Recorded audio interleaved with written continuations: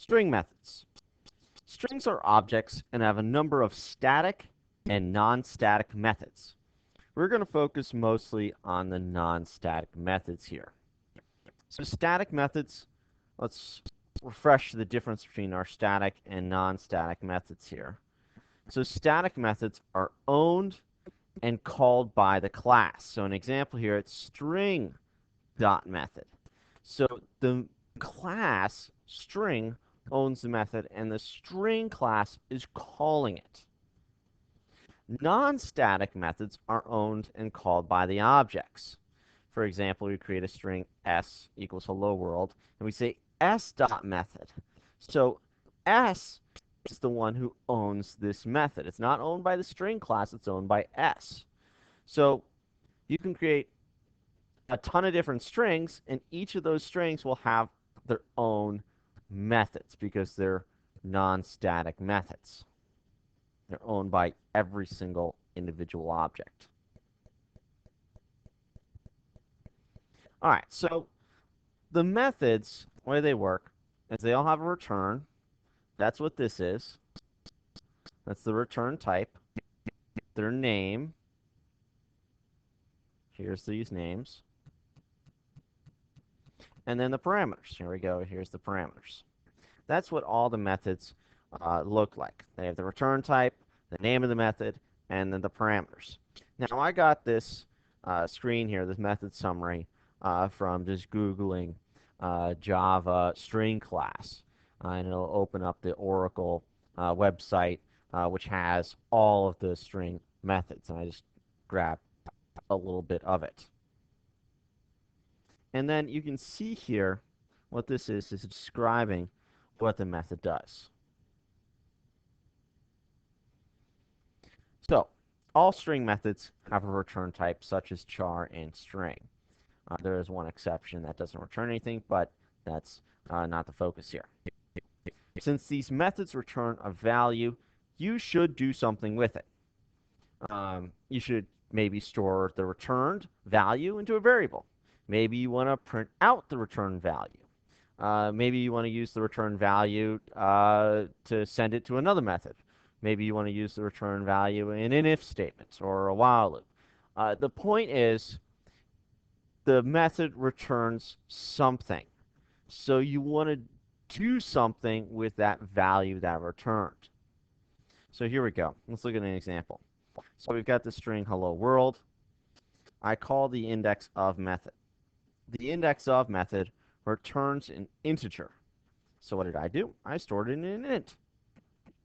Char at returns a character. So I printed it because I can print characters. Another example, I use this char at method, so I get the character. So this is returning some character, in this case at index 4, which is the O. And then I'm sending it to the index of method. So the index of an O starting at index 6, which also returns an integer. Now, that would actually return index 7. So x would be equal to 7 here. I could use it like an example here as an if statement. S dot equals hello. Well, equals returns a Boolean, so I can use that in an if statement, if some Boolean. Now, technically, I can do this. S dot index of O. Since it does return a value, I should be doing something with it, but technically I don't have to. But that kind of defeats the purpose here. This method returns a value. I should be doing something with it. Doesn't matter what that something is, but I should be doing something with it. Otherwise, it didn't really do anything. It didn't serve any purpose. All right, parameters. So the parameters of a method must be followed. Otherwise, it's going to give you a compile time error. So again, everything is a return, your method name, and parameters. So the method char at returns an int. It's called char at, and it expects an integer to be sent as a parameter. So if I send it 5.4, it's going to give me an error. Index of returns an int. It's called index of, and it's expecting a string and an int.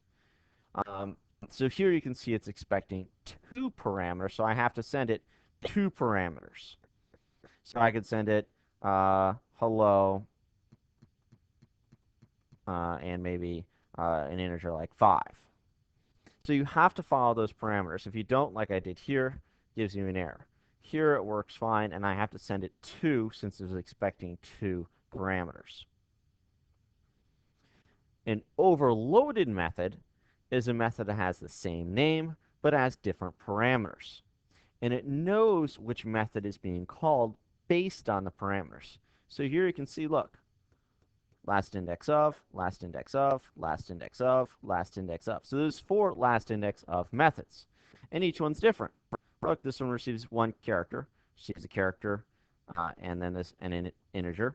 This receives a string, and then this one receives a string and an integer. So again, an overloaded method uh, is the same name but has a different number of parameters, and you have to make sure you're setting it the correct parameters to get it to go to the correct method. And that is the end of this lesson.